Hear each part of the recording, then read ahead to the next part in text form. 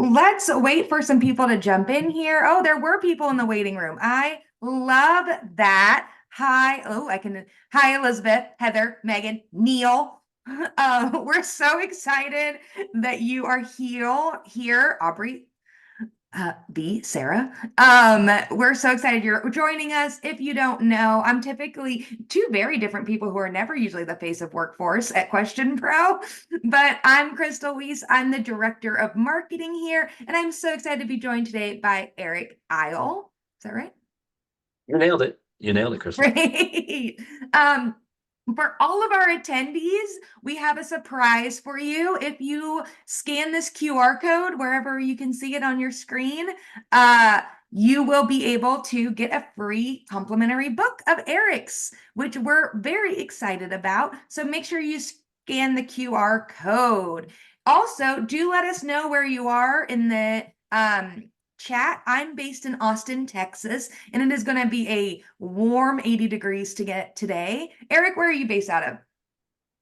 I am in Longmont, Colorado. It's going to be about 64 Fahrenheit today, so pretty darn nice. Ooh, I like that. We just had And snow 2 days ago, though, so you never know what you're going to get. yeah, I know my parents said that I-70 was shut down.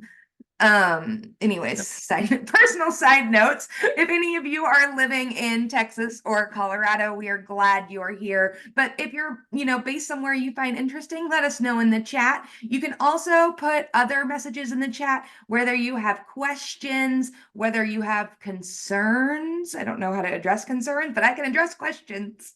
And if you if you put your questions in the chat, we will be answering them at the end. Again, make sure you scan this QR code, and I am going to be putting the link to the survey in the chat here momentarily. If you don't know who we are, my name is Crystal Weiss. I'm the director of marketing here at Question Pro. And we're going to give everybody about 2 more minutes before we get started. This is Eric. I got to keep my hands down. I haven't figured out how to turn that off yet. Hold on. I spent a little bit of time the other day trying to figure it out, and I have the wrong Zoom. So I had to update it and then I got lost. So I'm going to keep my hands down so we don't have any balloons. Neil says, hi, Eric. I'm assuming he's your friend. No. Eric is the wonderful author of Stop Engaging Your Employees and Start Making Work More Human. So we are so excited he's here. And if you fill out this QR code, and they'll send you to a survey. If you didn't know, Question Pro is survey software. So that's the bare minimum of our existence here. And so please fill out the survey to get a free copy. I will also send you some fun stickers when you get the book too. Ooh, Southern California. We like that. I think though now I could never move up north, Eric. I'm stuck in the Sun Belt for the rest of my life. Yeah. Yeah, I understand. I understand. It's addicting. Just all that. I lived in Oregon for 10 years, and the sadness up there to my Pacific Northwesterners, man. Once you get some of that sunshine, you can't go back. Well, it looks like we have got a wonderful, oh, Baltimore. There we go. Scottsdale, Arizona, Southern California, Austin. Oh, and Sonia's here. I see her logged in. She's down in Argentina.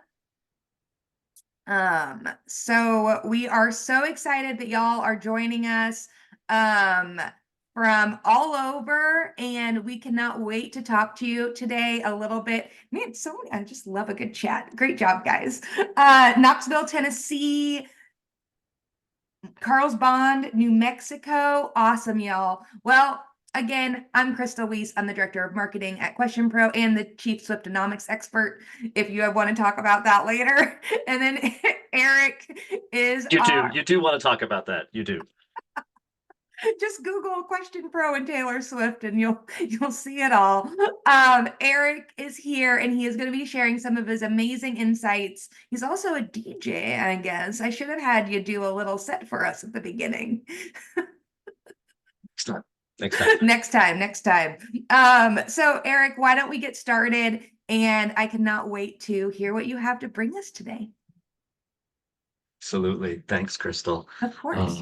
I'm just gonna do some switching around so I don't stare at myself.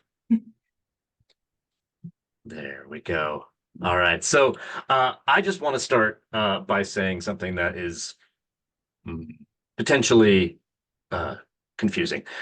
I believe organizations exist to serve humans and not the other way around. The purpose of organizations is to support human flourishing, whether those humans are employees or customers or suppliers or shareholders. And that's what we're here to talk about today, which is how to make work more human. And that's because business is nothing more or less than humans serving humans at the bare minimum. It's nothing more than humans serving humans because it's really that simple. And it's nothing less than humans serving humans because it's really that critical. So I think I know why most of you are here. But just to make sure, drop in the chat. Let me know if you think it's important to improve the employee experience. Oh, Is it important to improve the employee experience? Just drop it in the chat. Let me know what you think. do you think anyone's going to say no? Let's see. Maybe there's somebody who's just as contrarian as me out there. We'll see. I All think right. they ended up in the wrong place. Awesome. No, I love it. I love it. I'm very glad. I'm very glad. I do believe that improving the employee experience is important. However, I also have some news. The people that we work with are not employees. And again, with apologies to my hosts here at Question Pro Workforce, they aren't a workforce either. They also aren't labor or human resources or human capital. And I know that these are handy labels and shortcuts, but they can also trick us into thinking that employees are somehow different from us. The fact is that those people that we work with are our fellow humans. They all have their own unique needs, aspirations, fears, and motivations, just like you, just like me.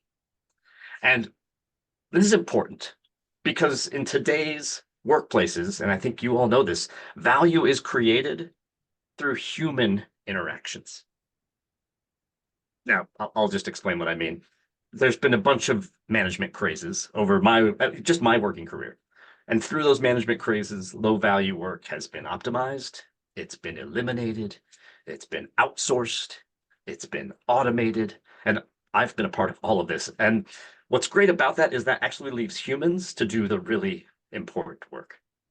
So even with the rapid advancement of artificial intelligence, in fact, partly because of the rapid advancement of artificial intelligence, humans have actually become more valuable and more important than ever to organizational and individual success.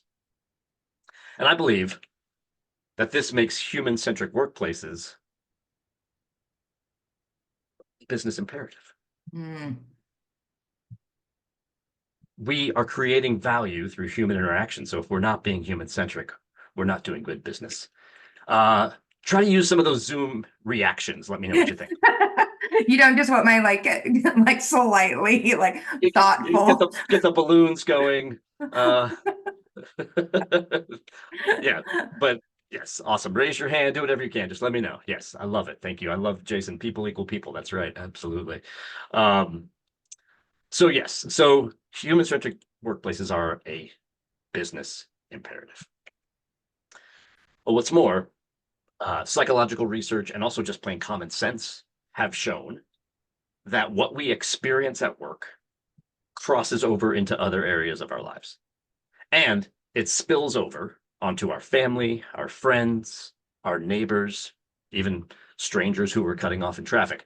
So if we experience dehumanization, rudeness, callousness, manipulation, mistrust, bullying, harassment, or just garden variety incivility at work, we can reasonably expect that to cross over into our non-work lives Mhm. and spill over onto those we love.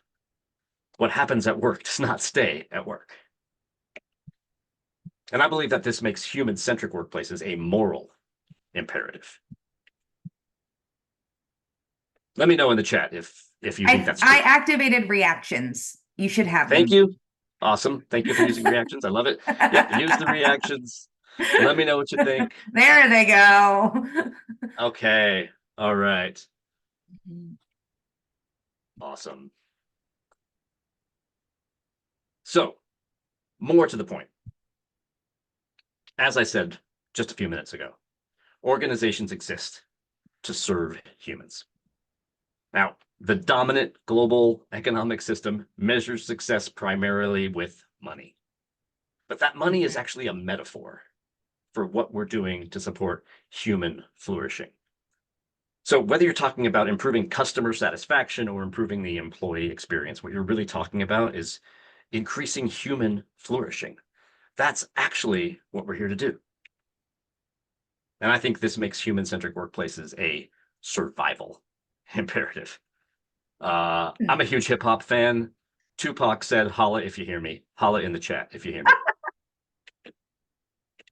Eric, I love you so much. This is great. I mean, I'm a little young for Tupac, but you got it. Come on now. Come on now. Nobody's too young for Tupac. Tupac is for the children. Uh, and yes, I am seeing your comment, Aubrey. Absolutely. Results only work environment is really interesting. I believe that we are more than just our results, though. So I'll talk a little bit about that. Awesome. So let's get into some thoughts about data here to kind of back up this conversation. So one of the metrics that we tend to use as an indicator of just how human a workplace is employee engagement. Right. And I imagine that a bunch of folks who are here focus on that. You might be evaluated on it, on the percentage of employees who are engaged in your organization. You might even work with Question Pro to help with that, right? It's a big deal. Here's what's interesting. In the last 10 years, global spending on employee engagement has more than doubled. 10 years, it's more than doubled. And in the year 2022, which is the most recent year I have data for, 1.6 billion US dollars were spent every year on employee engagement. 1.6 billion with a B. Great.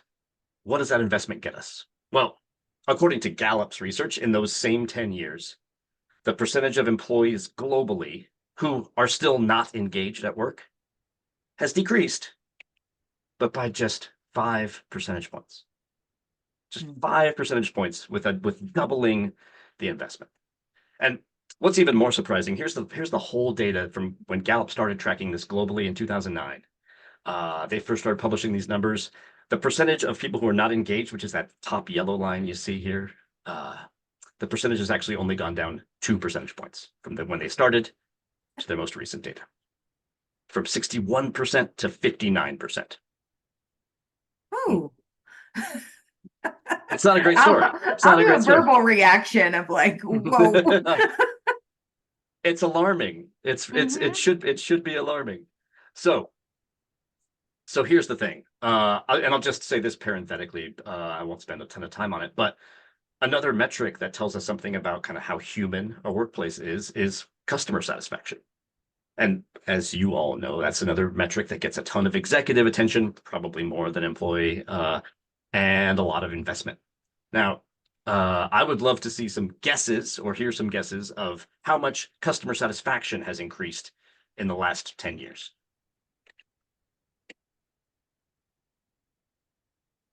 Did it decrease? I feel like this is a trick question. 5%. Oh, Aubrey, like it. you and Yeah. I are on the same page. Yep. Yep. Jason says it's gone up 5%. Aubrey says it's gone down 7%. Neil just wants to know what the metric is. He's like, too complicated of a question. The CSAT Customer score. satisfaction. So are you going Customer with satisfaction. CSAT score or NPS score? Customer satisfaction, CSAT. Okay, great. Yep. CSAT. And this is from American Customer Satisfaction Index, which is a global, even though it says American, it's a global metric, right? It's I would say if we averaged out Jason and Aubrey, we'd be about there, which is it's gone up 1.2%. That's it. 1.2 percentage points, right? So customer satisfaction not really going up either. But let's shift back to employee engagement. So in 2023, approximately 6 in 10 employees globally were not engaged at work. And almost 2 in 10 were actively disengaged. This is according to Gallup. Mm-hmm. So what the heck do we make of this data? This is not encouraging data, especially with $1.6 billion spent. So I take 3 things from this. You may not see it. 1, billions of dollars are being spent with negligible measurable impact. 2, I would say that the way we're thinking about engaging employees might not be working, might be flawed. The third thing, and maybe this isn't in the data, but I think that everybody here can do something about it. Whether you think of yourself as a leader or you don't. I happen to define a leader as anyone who is working to help their fellow humans become the best versions of themselves. I'll say that again. A leader is anyone working to help their fellow humans become the best versions of themselves. So I would bet that that's all of y'all. All of y'all. So given that, we have to talk about what the heck we mean when we say employee engagement. Mm-hmm. So some folks talk about engagement in terms of satisfaction, happiness, intent to stay, motivation. Crystal just brought up NPS, right? Then there's employee Lols. NPS as well. We can talk about all sorts of possible ways of thinking about engagement. But I like to get down to the human level and say, what is an engaged employee? Hmm. What does it mean to be an engaged employee? And that changes things. So I believe an engaged employee is someone who has such a strong, authentic, emotional connection and commitment to their work that they willingly and proactively go above and beyond their job descriptions to help the organization attain its vision, fulfill its mission, achieve its goals. But they do all of this in return for the promise of increased personal satisfaction, fulfillment, self-actualization, and flourishing. And this part of the definition, I think, is actually really important because we often talk about people going above and beyond, and it tends to be code for trying to extract uncompensated value from our fellow humans. But what I'm talking about here is that we are looking for meaningful rewards from meaningful work. Right? Hmm. We want work to increase our satisfaction, our fulfillment, our self-actualization, our flourishing. Work might not be the only ingredient here. It shouldn't be and probably isn't. But being engaged at work is about these things. So if we define engagement this way, which is not the sort of typical, um, we can see that trying to make someone be engaged would be a bit like trying to make someone fall in love with you, which I do not recommend you try to do. Um, it's creepy and weird. Uh, Love is a condition that we develop, right? Engagement is a condition that we develop. Plantar fasciitis is a condition that we develop. That means we Awkwardly. can't be. What was that, Sorry, that was Crystal? a very specific one. I couldn't keep going. I'm sorry, I didn't mean to interrupt your flow. I love it. I love it. I love it. Um, so if it's a feeling that we develop, we can't be bribed into it, right? We can't be badgered into it. We can't be berated or coaxed or cajoled or coerced into being engaged. The trouble is, a lot of us have been taught that leadership is more like carpentry. All we need is the right plans, the right tools, the right raw materials, and we can design and build a healthy workplace culture. And we also think that we can somehow drive employee engagement, like we drive projects to completion, or like we drive profits to the bottom line. And with that kind of carpentry mindset, a human-centric workplace becomes kind of an engineering problem, right? All we have to do is sharpen the tools, shape the raw materials. But in this case, we're talking about sharpening and shaping our fellow human beings. I don't know about you, but I'm not interested in being sharpened or shaped by my employer. And my experience over the years tells me I'm not alone in that.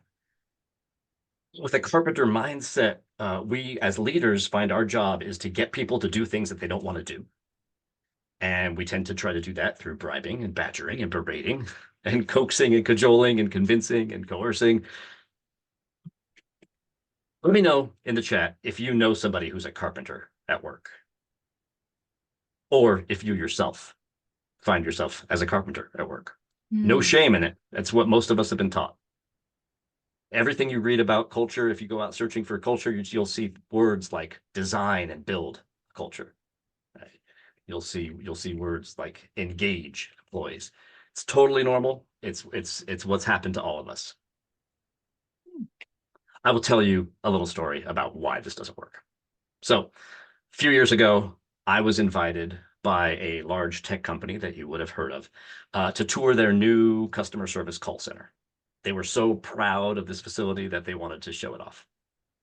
And when I walked into the massive open space, I was actually stunned by what I saw. The first feature I noticed was a slide, and it was plunging dramatically from the second floor to the first floor at a honestly vertigo-inducing height and angle. I was afraid to use it. The second thing that I noticed was a cozy little eatery, tantalizing aromas, beautifully presented dishes, juicy burgers, aromatic soups, gorgeous little lentil salads. I was brought back from my food-induced reverie when a pedal-powered go-kart sped past my feet. The call center director who was showing me around explained that it was just an employee on their way to their daily stand-up meeting. Pretty cool, right? And as he guided me further into the space, my eyes were drawn to several islands of pleasure that were dotting this sea of gray, low-walled cubicles. One island had a bunch of cozy little napping pods. Another island had a miniature golf course. And another had a rock climbing treadmill. So you could climb all day, but also never reach the top. And this whole place was this magical combination of a hipster loft and industrial warehouse and amusement park. And within this kind of wonderland, the employees in their gray, low-walled cubicles did what call center agents are doing all over the world right now. They were trying desperately to keep their heads above water amidst a relentless barrage of phone calls and emails and chats from customers who needed something from them. In a frenzy of activity, these hardworking humans managed 4 simultaneous chats while talking to another customer on the phone, swiveling in their chairs to take in all their screens, and frantically toggling from one application to another. And some of you know exactly what I'm talking about. It was exhausting even to watch. And in this demanding environment, those islands of pleasure that I'd noticed were all deserted. No one had the time or really the motivation to use them. The call center director and I ducked into a bland, nondescript conference room to catch our breaths, chat a bit. And I asked about those really fun looking go-karts that were zipping around the building. And he confessed that several had crashed into the walls of the new facility, causing no injuries, but plenty of holes in the drywall. When I asked him about the slide, which I was also really excited about, he confided in me that multiple employees had suffered injuries, even broken bones, because the slide was installed at such a dangerous angle. It's an OSHA issue. So by this point, I imagine you're wondering, what impact did all of those awesome perks have on engagement and retaining employees and all that good stuff? Don't worry. I'm going to get to that. After hearing the disappointing news about the go-karts and the slide, I asked the call center director about employee retention and attrition in his, sort of fun park wonderland. And his gaze dropped to the floor and his shoulders drooped noticeably. And he practically whispered to me that half of his employees were quitting every month. If you're not familiar with attrition rates in call centers, that's actually a little worse than average. Hmm. And it wasn't because of the go-kart crashes or the broken bones from the slide. It was because the go-karts, the slide, the miniature golf, the napping pods, the rock climbing treadmill, even those gorgeous little lentil salads that I'm still obsessed with, did not engage employees. All of those things represented a carpenter's approach to engaging employees.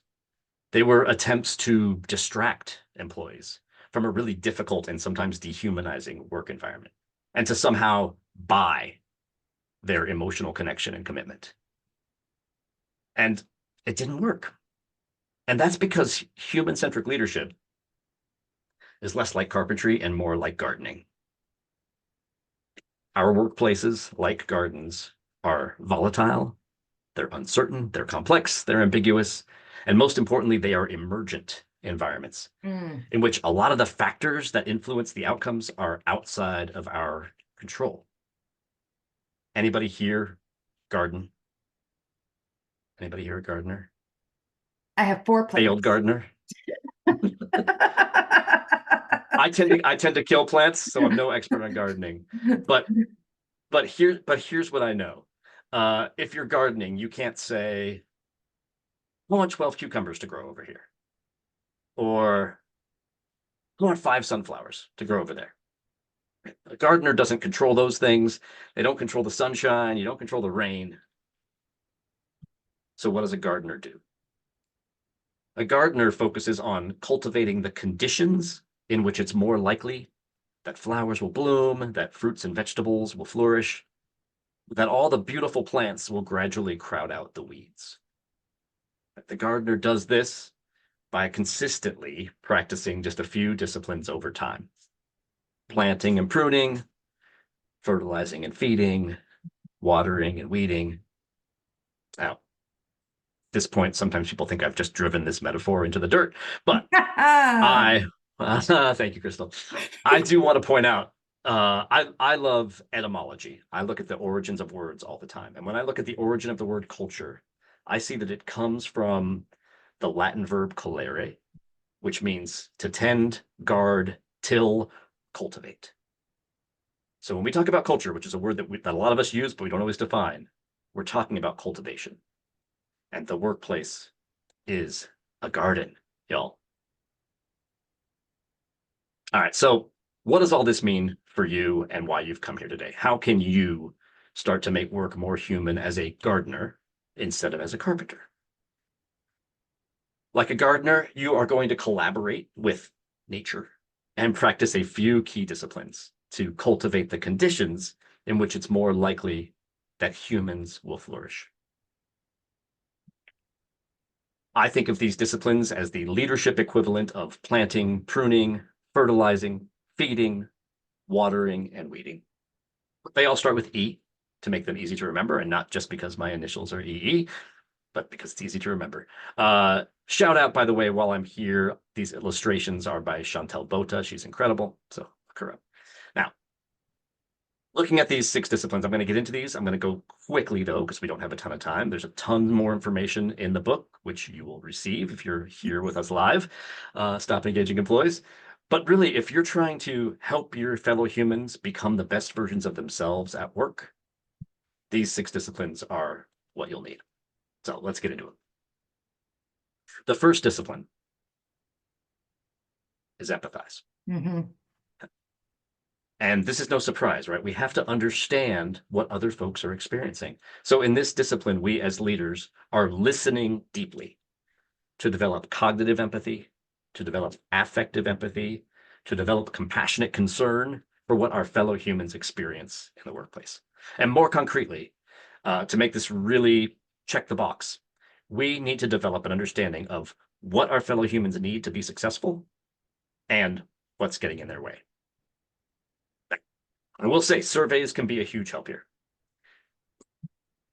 Question Pro was kind enough to share with me an employee experience benchmark study from September 2023. 10,269 adults employed in a wide range of industries across the US. And in that study, 44% of people said they'd never been asked to complete a survey about what it's like to work for their employer. 44%. That means a whole lot of employers aren't even listening with surveys. Now, of course, surveys aren't the only way to start to develop empathy. In fact, they are even more powerful when combined with focus groups and good old one-on-one conversations to help flesh out our understanding of what our fellow humans are experiencing at work. And as leaders, we're going to need that understanding as we move forward with the other disciplines. The second discipline is encourage, in which Mhm. we as leaders are going to encourage our fellow humans to get involved alongside us in making work more human. So rather than us going off into a conference room and crafting clever solutions by ourselves, we actually know that we're going to get better ideas and better results by involving our fellow humans. Otherwise, we're going to have to coax and cajole and coerce them into adopting our solutions after the fact. It's just not that effective. So how are we doing with encourage? I found a data point in that same Question Pro survey of more than 10,000 employed humans in the Eric, US. I have Yep. I think your overlay, I can't see the left overlay. I'm so sorry about that. I meant to mention I can't figure out how to turn off that annoying Zoom overlay. So it's going to get Oh, in the way. okay, no, But you're good. Then here's what I'll do. warmly, there we go. We'll We just do love this for a second.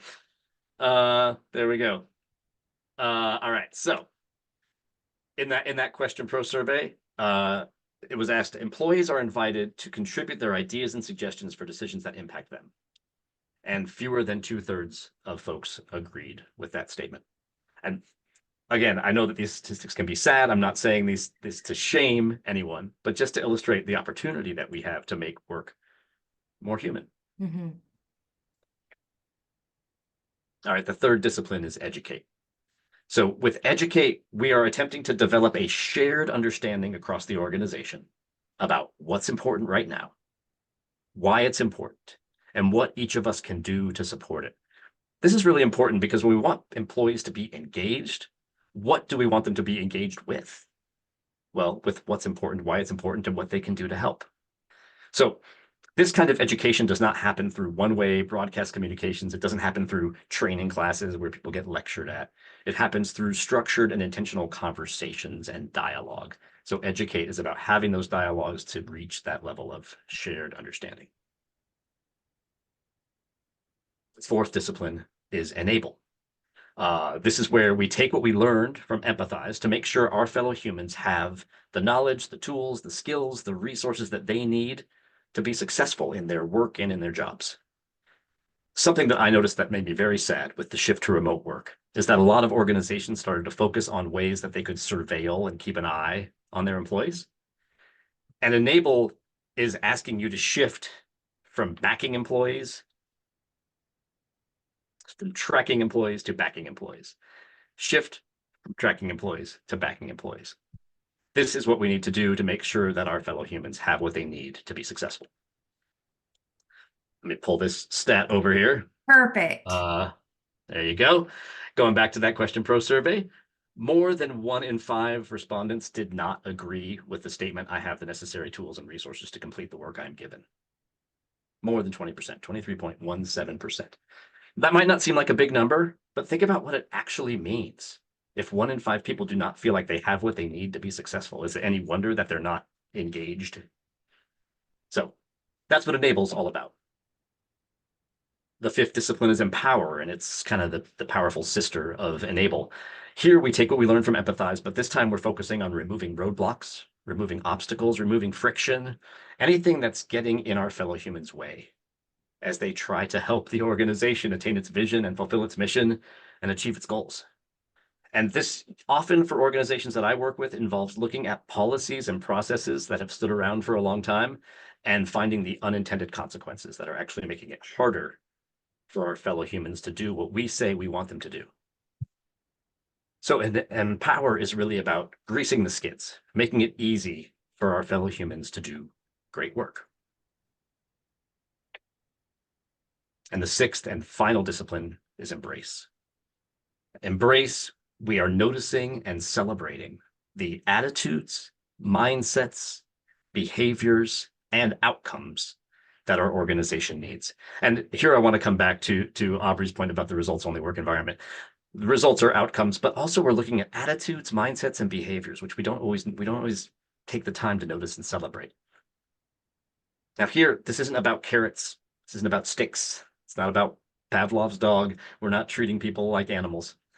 What we are doing is we are getting really clear and reinforcing our shared understanding that we developed in educate letting our fellow humans know what's important now, why it's important, how they are helping. And here's a stat that corrects a popular misconception from that same Question Pro survey. 76% of respondents to that survey agreed with this statement. It is meaningful to be for me to be recognized for good work, even if it's not tied to a monetary reward. 76% of folks said that. Unfortunately, I have another statistic. When those same folks were asked, I think our company does a good job of recognizing people in different jobs for their contribution. Fewer than 2/3 agreed with that statement. Again, this isn't something to feel bad about. It's a way, I think, to find hope that we have the opportunity to make work more human through these 6 disciplines. So I think, as you can see, this being a human-centric leader thing, cultivating human-centric workplaces, it's not brain surgery or rocket science or rocket surgery, as friends of mine like to say.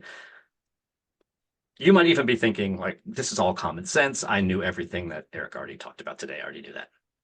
And that's awesome.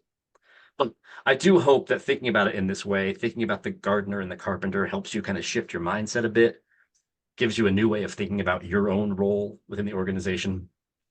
And I want to note that the 6 E's are not a 6-step process for making work more human. They are leadership disciplines that we practice consistently over time to cultivate the right conditions.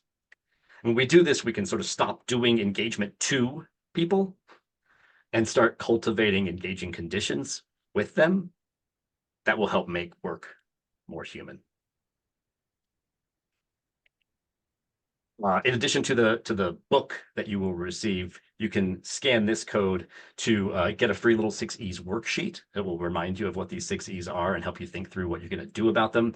Also through this QR code and the passcode Question Pro, you can give me any feedback, what you thought about this presentation, anything you want to share with me. I would love to hear it. That's it for me at this point. I think we can open it up for questions, comments, concerns, knock jokes. What do you got? Oh, it's sorry, Neil. I sent it too fast. The URLs to get a free copy of Eric's book. You just have to fill out our survey because to mail you a book, I have to have your mailing address. Yep. Thank you, Eric, so much. That was really I also this was not an intentional plug for the Question Pro surveys. That was actually something I shared with Eric because I thought he would find it interesting, to be honest. And And I did. And I did. and he did. Sonia Lucina, who you see in the chat, she is the president of our workforce division here at Question Pro and a PhD in organizational psychology. She fielded that survey to those 10. Hey, there she is. And she and I have poured over that, and we use different pieces of it depending on who we're talking to, but it really does give some insights into the workforce or the working into the people who work. Sorry, I was like, wait. In the US. Into ourselves, as it turns out. Into Right? ourselves. Yes, Yeah. to Yeah. ourselves. Yeah. But that definitely is so good. What do I'm looking, I don't see any like direct questions, but what if you had like this is actually I got a good one. If you were to put something fun in an office, we were talking about ping pong tables in the chat, you were talking about a slide or go-karts. I have not worked in an office in a very long time, and I don't think I would now, to be frank.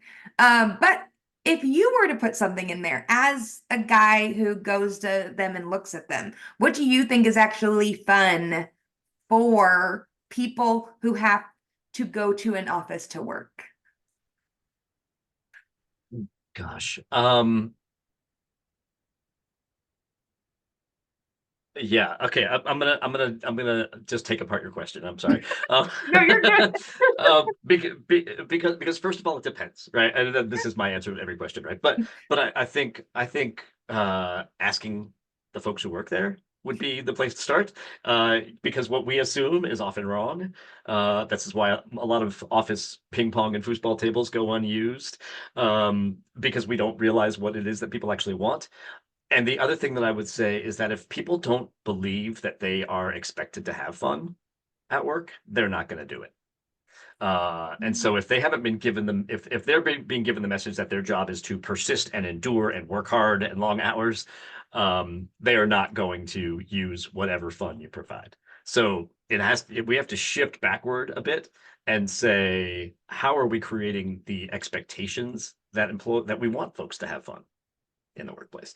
And I think in a lot of workplaces, they're not doing that, right? What I'm seeing is we plop a foosball table in an unused room, but we continue to say we want employees to do more with less.